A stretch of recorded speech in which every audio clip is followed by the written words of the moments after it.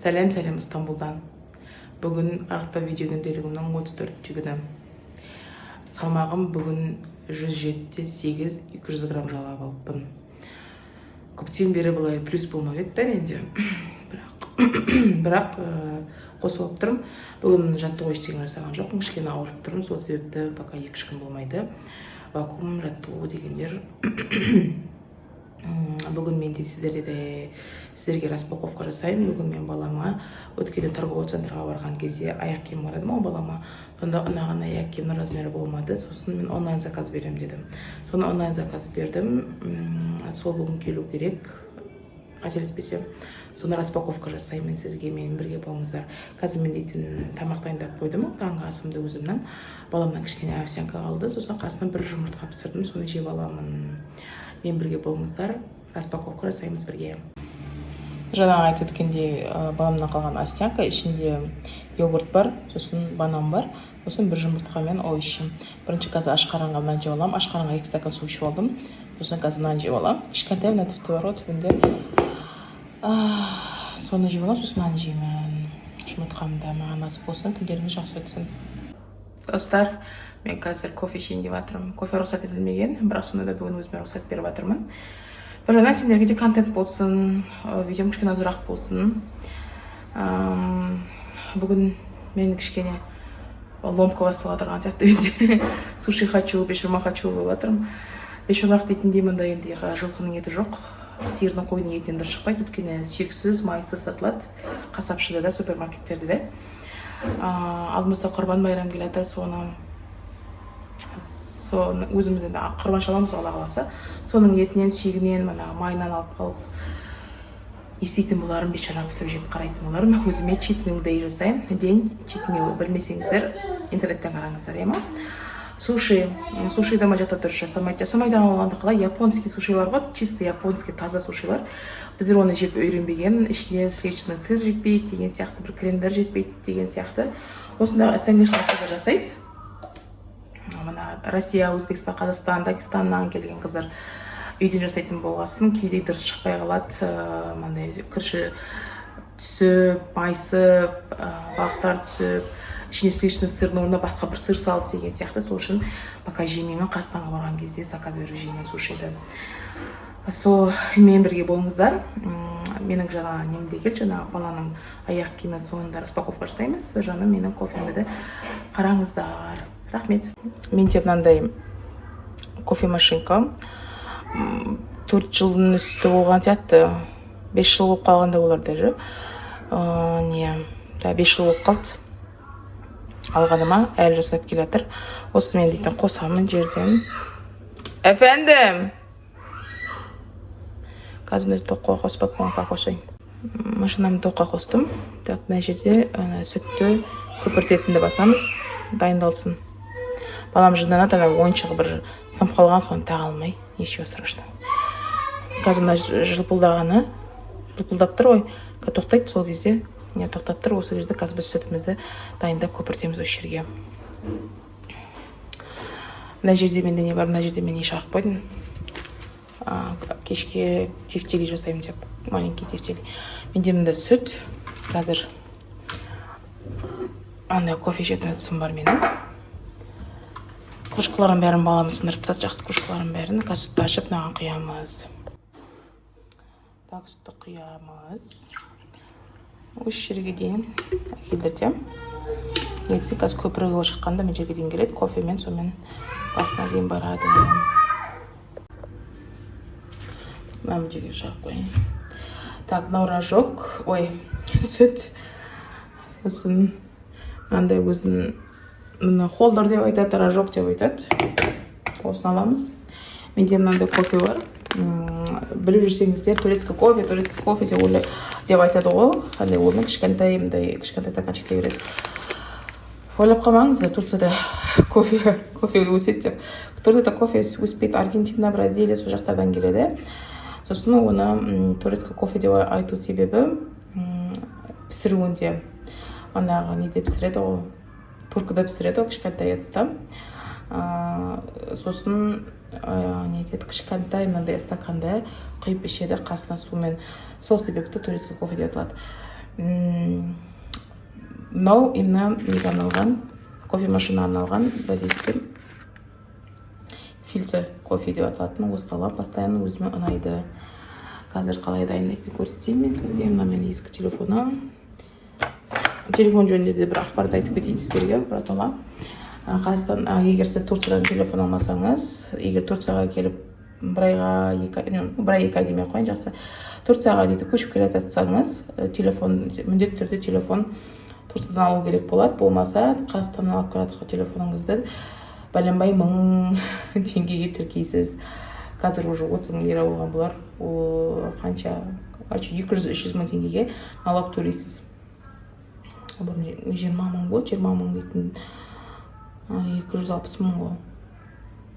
260-ның қазір енді 30 000 болып кеткен болар. 300 000, в общем, плюс-минус 300 000 теңге неге төлейсіз, сыртта налог төлейсіз, сырттан келген телефон үшін. Онда телефоныңызды сетті сізден айырып тастайды, телефоныңыз жасамайды, бостан-бос тұрады. Телефонға рұқсат берілген күн 20 күн, 20 күн ішінде, в общем, тіркейсіз регистрация телефонда. Ал менің қолымдағы айфонымда, жаңағы көрсеткен ескі телефонымда екеуі де қазақстанский. Мен дейтін бәлемімға тіркегім келмейді, сол үшін қолымдағы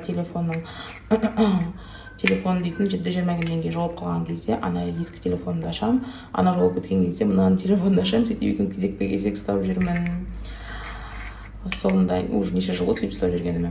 Мына қолымда телефоныма дейтін жауап қалған кезде Wi-Fi мен қолданам, үйде видео бәрін осыған түсірем. Сосын ананы просто для звонка ашып қоям турецкий номермен. Сол жалғастырайық. Қазір енді мынаған мен мынадан кофе саламда, мен прессер не дейтін аны. Өзінің мерный қасы ғой, осымен қасымен саласыз, осынан бастырасыз. Соны жасаймын. Так, дайындадым. Асып, осы маған жеткілікті аз шығып кетеді. Мына жерде тұрған бір бөлшегі ғой, мен дейтін шығарып алам, өйткені менің стаканым. Во-первых, сыймайды, бүйтіп тұрғанда да сыймайды, в принципе. Аны салған кезде, таққан кезде, тағы жібересіз. Сыймайды, мен просто мынаны дейтін сүтті осыған не істеймін, көпіртем. Сосын өзіме отдельно стакан алам, кішкентай. Кофе үшін алам. Мен мынандай осындай стаканды ішіне толып қоям, мынаны көпіртем. Сосын маған кофе құйылғаннан кейін мынаның үстіне құямын кері. Қазір мына көпірткен кездегі түрін көрейік та, сізге көрсетейін. Қайтып басайық жоғарыға, мына жерде іздер алып қойған, кетпейді. Уже 5 жыл болды қолданып жүргеніме. Так, тұрсын қазір, сосын мынаны қазір көпіртеміз. Сүтті көпіртеміз. Так, тұрды да. Енді мына мецелайтты қазір. Апа, егі. Бір қолым бос емес болып тұр, неге қолым ескетем. Бірінші сүтке батырасыз, сосын барып қосасыз ананы. Кнопкасын. Анында екі түрі бар көрдіңіз ба? Hot milk, капучино. Мен капучиноға төмендетіп қоям. Капучиноны көпіртеді. А hot milk дейді, просто сүтіңізді ысытып береді. Мен кішкене көбірек ұстаймын, көпіртем әбден, өйткені сүт дейтін суық болып тұрады. Салқын суды көпіртесіз, сол көпіртесіз, сол қайнайтын алған. Жылы сүт көпірмейді жөнді. Сол үшін бетіп болған сәтті мен бір жағынан сүтімді де ысытып аламын сразу. Қазір мына мен бассейн автобән болғайды қазір. Не қараңыздар. Қандай болып шықты да, көпіріп ең күшті добрана кішкентай сүт. Енді мына сүтті алып тұр, мен сразу тазалаймын. Сразу тазалағанда қалай трапқа келемін, трапканы басып сүртіп, сосын қайтып қосқанда мынаның бойындағы сүттердің бәрі шығу керек. Солай егер тазаламай тек мына жерін сүртіп шықсаңыз, сүртіп қойсаңыз, ішінің бойындағы сүттердің бәрі дейтін қатып, кеуіп, бітепсайт фильтрінің ортадағы жолда. Сол үшін дейтін мына жерін сүртіп, қайтып қосасыз да, мына жердегі бойындағылардың бәрін буымен, сумен өзі қайтеді. Тазалап аласыз. Мен қазір сразу тазалаймын. Қазір көрсетейін. Трапқа келіп қойдым.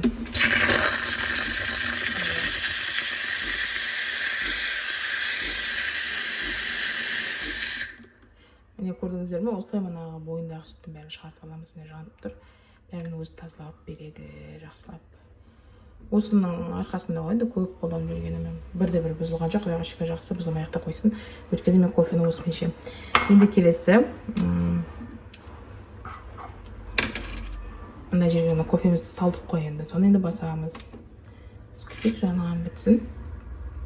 Жылпылдап тұр, қазір тұру керек. Сол кезде мына 1 стакан аш қылғыңыз келмесе, мынаны басуға 2 стакан, 1 стакан деген кішкене кофесі көбірек қылғыңыз келсе, 2 стакан деген двойной дегенді басасыз.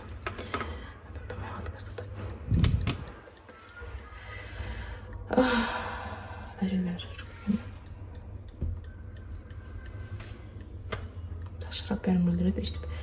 Так, міне 2 дегенді баса.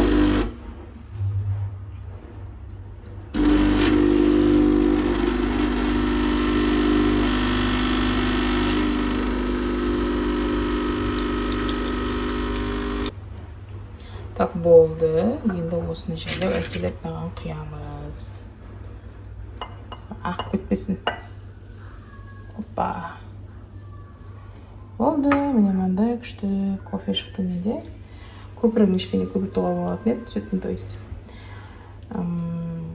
Қазір мынаны еще немен қасықпен араластырып жүру керек. Өйткені дейтін сүт дейтін мына жерде алып қойды. Кофе мына жерінде тұрады, иә. Ол кезде сіз басында кофесін ішіп отырсыз, соң жаға дейтін андай кішкене уже сүт ішіп жатқан сияқты болып кетеді. Сол үшін араластырып жүрген жақсы. Мына жері ашылып тұрады. Бұрын ете мен сироп қосатын едім, оған диет ұстамай жүрген кезде правильный питание жүрген. Секер-мекер енді маған болмайды ғой. Сол себепті мынандай қазір көрсетейін сізге. Мынандай сироп, ванильный деген сироп құятын болдым. Қандай өзі көрінеді, кішкене ортасына келіпті да. Қазір енді оны көп құйып, оны ішпеймін тіпті. Көп без вообще, кофемен құймаймын. Сол қазір енді мынаны тазалаймыз. Мынаны қалай тазалаймыз? Мынаны түсіріп аласыз. Ішіндегі мына кофені дейтін канализацияға айтамаңыз, канализацияңызды бітіріп тастайды. Мусорный шелегіңізді саласыз. Мына жерді тазалайсыз. Сосын мына жерді ашқаннан кейін мына жерді тазалайсыз болды. Подложкасын. Сосын мынаны төгіп, мынаны тазалағаннан кейін мына өр жерін тряпкамен обязательно сүртесіз. Ішінде толған кофе болады. Сол. Маған ас болсын. Достар, айтып өткендей бүгін распаковка жасаймын дедім ғой. Сол келді, распаковка жасаймыз. Айтып өткендей балама Крокс фирмасының несінің шлепкасын заказ беремін дегем сізге. Сол келді, өзінің сайтынан, магазинде жоқ болғасын, өзінің сайтынан заказ бердік. Официальный, ешқандай поделка емес.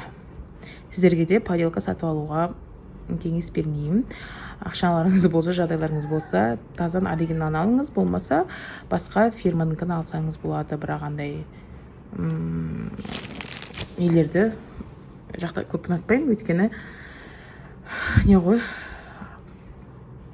өзіңді алдамау керексің ғой. В общем, жақсы, онда кеттік, ашайық. Мына жерде мен адресім жазып тұр, мен жақта соны көрсетпей қойын сізге.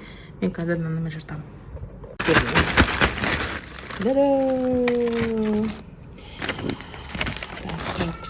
Мынаның ішінде не бар білесің? Мынаның ішінде шармектер бар балама.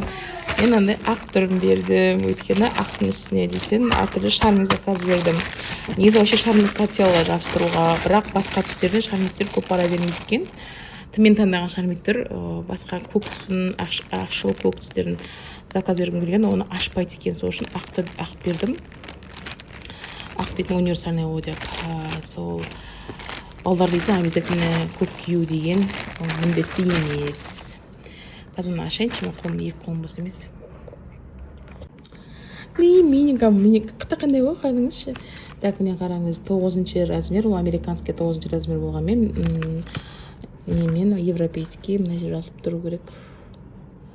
Міне европейский 25-26 размер. Қазір кроссовкасы 25 размер. Жазға, алға жаздың аяғына дейін киюіне. Мынау дейтін бұлай түседі. Мамару кән көрініп тұра деген әке жүзі қараңыздар. Өсейпе, сонда не алдық, бақсана? Çok güzel. Қазір мына шармекті ашайын. Чекем дүр. Мен мынандай шармек, бірақ біреу жетпейді, баруға білеймін. Ақшасын кері қайтаратын болар. Енді міне бірі эксик деген, один не хватает деген. Hadi gel, yapıştıracağız buraya. Gel, buraya yapıştıracağız. Gel, takak buraya, gel. İtfaiye arabası. Bak, mына жерде мындай мультикті қарайды. Ажастырамыз. Сосын мына жерде Bu sefer çekiyorum ben. Sonra geri vereceğim sana. Tamam mı yavrum? Mынандай ne? Аю сосын не пожарный машина. Осында бір не беріп едім, не амбуланс деген жедел жәрдем машинасын. Мен ол жоқ, оны заказ беретін барым кері. Рахмет, қуанып балама яны кезей. Сырткызбейді ғой. Hadi zıpla, göstereceğim. Nasıl itfaiye arabası yanıyor. Hadi zıpla. Zıpla. Ана көрдіңіздер ме? Сейітжан секірген кез. Артта 1 сантиметр көрді ме? Үлкен болып тұр. Көрдіңіздер ме?